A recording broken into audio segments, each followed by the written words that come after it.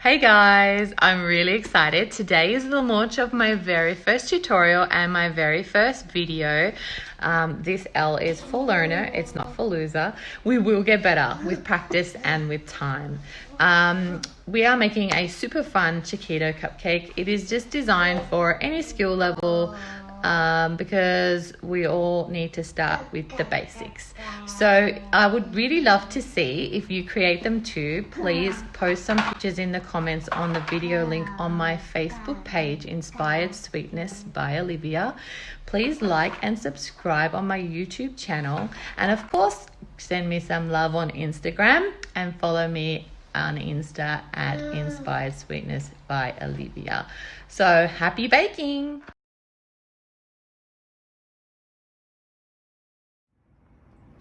So today I will be making Chokito chocolate cupcakes in honor of the oat Chokito milk that's recently come out. I was planning to do a from scratch bake for you all today. However, due to my internet being down and me having to deal with Telstra for almost half of a day, I haven't gotten around to actually preparing that. So I will be showing you today instead how to hack a box mix. So box mixes don't have to be ordinary. We can do things and add things to them that just bring them up to another level and make them really moist and super delicious. So we'll be loosely following the instructions on the packet. So the instruction calls for 2 eggs, 60 grams of butter and 125 mils of milk. So we'll be substituting our milk for this Chokito milk in this recipe, and instead of the 2 eggs we'll be adding a 3rd egg. The reason I add a 3rd egg is just to give it extra structure and also to make it really moist as well. We'll also be adding some caramel Hershey's syrup, and we also have 3 Chokito bars. So we'll be baking the Chokito into the cupcake as well as placing the Chokito bar on top of the decorated cupcake at the end. So let's get started. So I just want to begin by saying that our ingredients should be at the same temperature. So they should be room temperature. So make sure you take out your ingredients 30 minutes to an hour before you plan to start making your cake so that they come down to room temperature.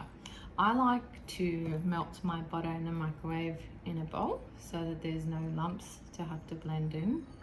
And I like to mix all my wet ingredients first before adding the dry mix. So I'm just gonna crack the eggs first. I'm just gonna use a hand mixer today. It just makes it easier for you all to see what's going on, and plus I have a really big mixer which is a bit of a pain to clean. So we've got our 3 eggs going in the bowl there, as you can see. And I'm just going to give it a quick whip for say 10 seconds.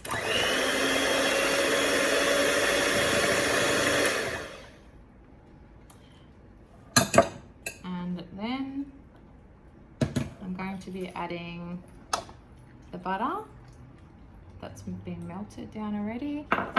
And as I said, we were using this Chokito milk, and we need 125 mils. So we're adding that in there. And I'm going to give these 3 wet ingredients a quick mix around for about 15 seconds.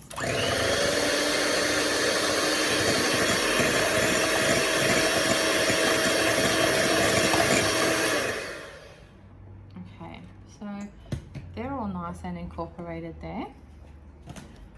So what we're going to do is we're going to sift the powdered cake mix through the sifter into the bowl, just to ensure that there's no lumps. It makes it easier for us to mix together. It's just an extra step, but it makes such a difference in the end. So quickly sifting that through.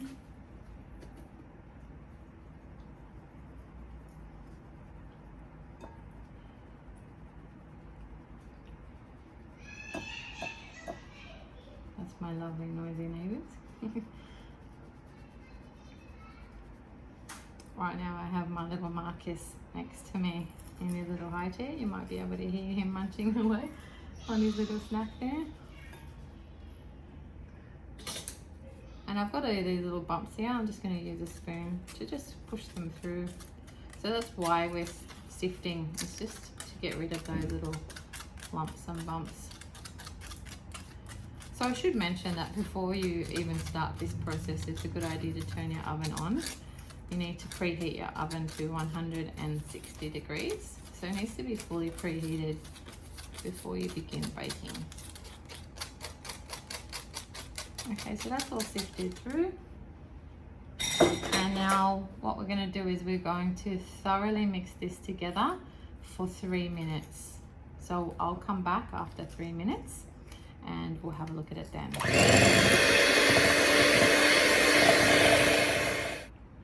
Okay, so the batter's thoroughly mixed. You can see there's no lumps and it's nice and smooth and creamy. So what I'm going to do now is just add a teeny tiny bit of this Hershey's caramel sauce into the top here, and then quickly give that a stir just for a bit of added flavor. So I'm going to set that aside here, and what I'm going to do is take one of the Chokito bars and we're just going to just cut it up.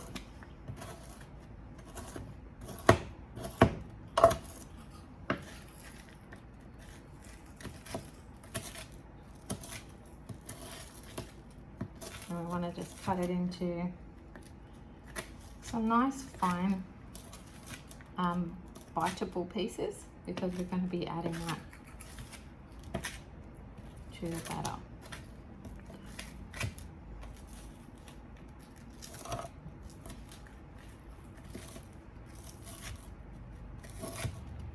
So in a Chokito bar, you've got like some Rice Krispies, some caramel, some chocolate.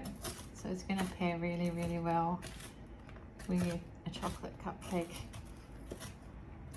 Okay, so we can see that's all nice and finely chopped. So what I'm going to do is, rather than adding it into the batter, I'm going to add it directly into the cupcake itself once I put it in, just to ensure that there's like an even consistency. Otherwise some batter might get too much and some not enough. So with my cupcakes, I just like to pipe them with a piping bag. I just find it the easiest way to do it. So I'm just going to twist this bag off on the bottom, and I just have a piping coupler on the bottom of the bag, and putting it over a shaker cup. I'm going to pour my batter in. So taking it out and untwisting, making sure we've got our end closed, we're just going to pipe in some batter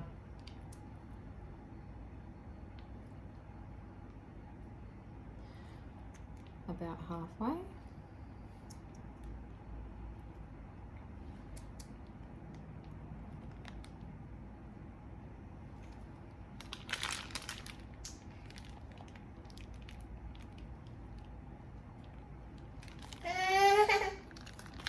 Hi, sweetie. And then I will refill that bag shortly, but what we're going to do is place our little bite-sized pieces of the Chokito into the batter, and we'll continue to do that for the rest of the cupcakes, and then they'll be ready to put into the oven. So as you can see, I've just pulled them out of the oven and they've baked nice and level. There's no doming or wastage there, and you can see the little pieces of the Chokito just sitting in the top of the cupcake, which should make it really nice and chewy. I baked for approximately 21 minutes, and I'm just going to leave them to sit into the cupcake tin for maybe 5 minutes, and then I'll transfer them over onto the baking rack for them to cool completely. In the meantime, we'll start making the frosting, so that once they're completely cooked, we can do the fun part, which is decorating them. So we're back. It's a little bit later in the day. Oh, it's actually past 10:30 at night, so I do apologize for the darkness in the video. What we're going to be doing is just poking little holes with a skewer stick in our cupcakes, and the reason that we're doing that is because we want to be pouring some caramel Hershey sauce into our cool, mine's actually a cold cupcake because it's been in the fridge.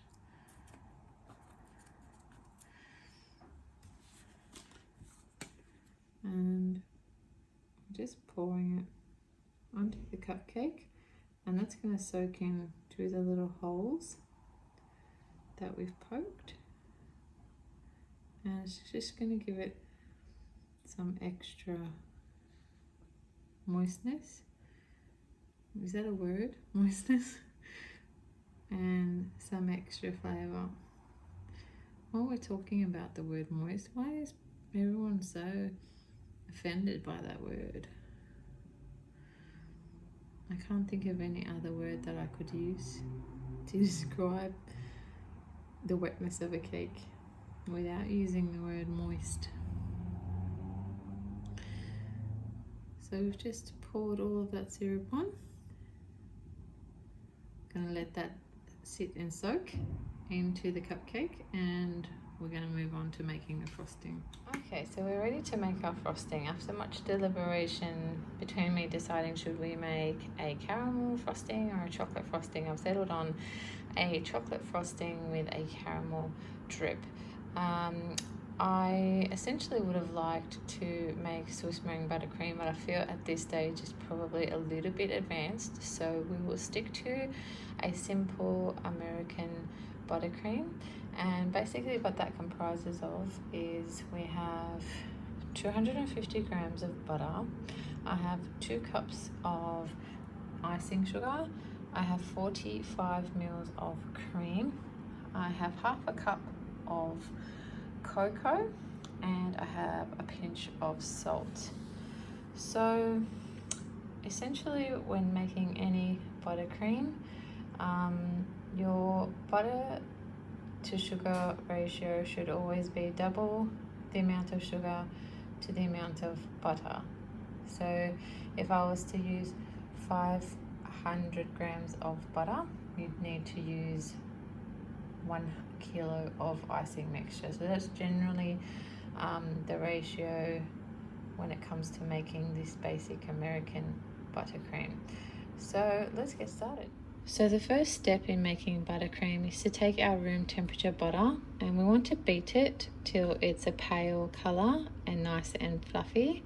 So that could generally take about 2 minutes. You could do it with a handheld mixer. I do prefer to do it in a stand mixer so I don't have to hold it. So we'll get that beating now, and then we'll come back and check it when it's nice and pale. So you can see there that the butter is a nice pale colour and it's nice and fluffy. So we're ready to move on to the next stage. And basically what that is we're going to be sifting in our cocoa powder, our salt, and our icing sugar into the butter, and then we'll be turning the mixer on slowly, because if we don't, we'll just make a giant cloud of chocolate and sugar dust that's going to go everywhere. So let's get started. Okay, so I'm just going to use this little tiny sifter, and I'm going to sift in all my powdered ingredients. You will find in pretty much every video I make, I like to sift everything. It's just thorough, and it makes sure that we don't have any lumps or bumps, so we can have a really nice smooth creamy consistency in everything that we make. It does take a bit of extra time. Maybe it adds 2 minutes or so to the process, but it's definitely worth it to do. I'm just going to push it through.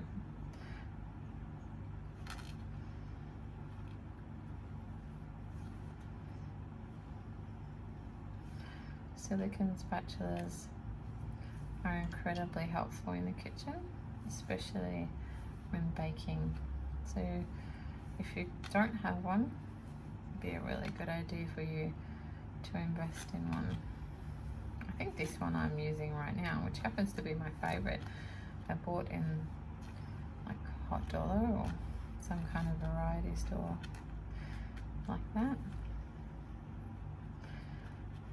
Okay, so we've almost pushed that through there. And then we're just going to sift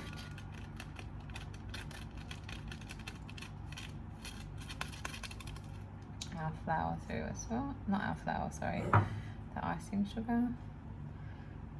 Some people often get confused between icing sugar and castor sugar. So a good little reminder is that castor sugar looks more like normal granulated sugar, whereas icing sugar, it's very powdery, kind of looks like snow. So if you remember that,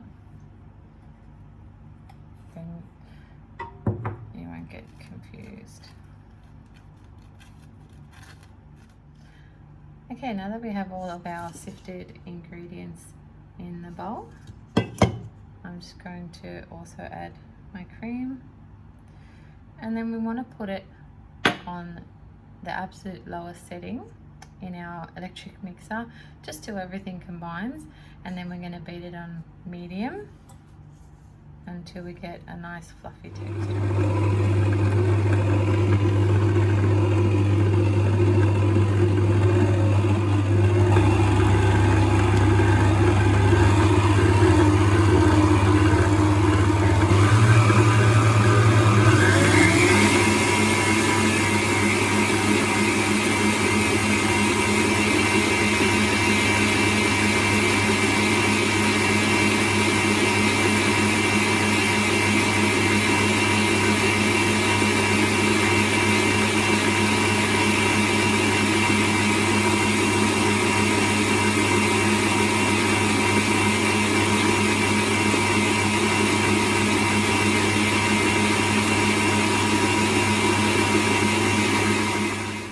So I've just lifted it up because I wanted to scrape down the sides of the bowl, and I'm gonna let it run for maybe another 30 seconds or so, and then it should buttercream was beaten for about another 30 to 40 seconds on high, and it's now ready. So we're gonna take it out and put it into a pipe. So we're ready to start piping, and we just need some scissors, a 1M piping tip. You can see here's a round open tip with these little teeth, and I have a piping bag. This is a disposable one. I purchased mine at the cake decorating supply store, but you can also find some at Big W. And we're just going to cut the tip off, and we don't need a coupler or anything like that. We can just cut the tip off the bag and then insert the piping tip. This is a 1M piping tip, so it's the most popular piping tip for piping cupcakes. Again with my cup, and again with folding my bag underneath and twisting and then putting it in. This prevents any frosting falling out. And this method just allows you to put your frosting into your piping bag nice and neat, because there is nothing worse than messy, dirty, sticky frosting. Okay. So we have our cupcake, and you can see that all of that gooey caramel has gone inside the cupcake. So we're going to be doing a very simple swirl on this cupcake, and we're just pushing our piping bag straight down and the tip straight down, and we actually want to be starting on the outer edge, and we're going to be firm pressure, squeeze, bring the bag around, and then in the middle more firm pressure and up, and then you can see we have a beautiful buttercream swirl. So I'm going to show you again. From the outer edge, firm pressure and up,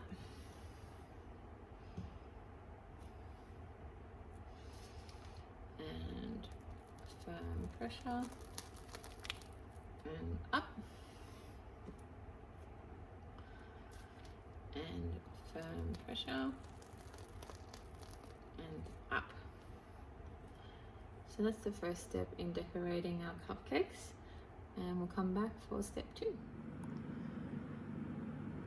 So I just thought I would show you that the frosting that we've made was exactly the perfect yield for 12 cupcakes there. There's actually nothing left in the bag. So we've made the absolute perfect amount. And don't they look super delicious and yummy? So for the last part of our frosting, we want to be making a chocolate ganache strip, and we're just going to be using 80 grams of dark chocolate buttons, and we're going to be using 35 grams of butter, and we just want to put them both into a microwave safe bowl and microwave for 30 seconds, and we'll take it out, give it a stir, put it back in for another 30 seconds, and we'll check it then. So you can see now, after just 60 seconds in the microwave at 2 30-second intervals, it's combined together nicely to make a really nice, delicious chocolate drip. And it's really tasty too.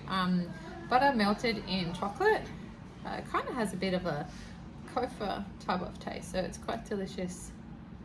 So I'm just going to let that cool down, and then we'll be piping that onto our frosting. Okay guys, we've reached our final destination. We're at the very last step. So what I've done is I have put into a squeezy bottle the chocolate sauce that we have just made. So what I'm going to be doing is drizzling some of that Hershey's syrup onto the cupcakes. I'm letting it just drip down onto my paper towel. And then we're just going to be drizzling our chocolate ganache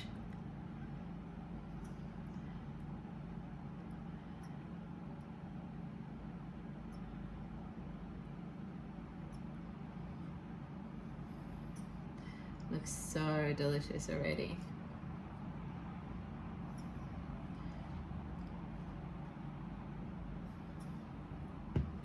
And then we're simply just going to be adding the little pieces of the Chokito. So what I've done is I took a Chokito bar, I cut the Chokito bar into 3s, and then I cut each third in half diagonally. So it makes a little triangle piece because I just think it looks more visually attractive that way.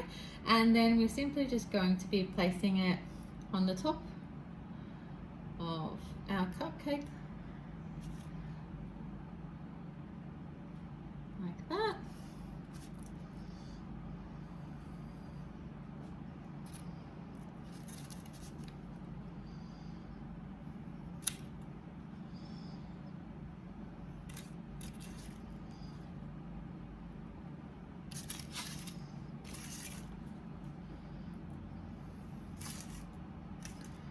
This one's going to get 2 pieces in there.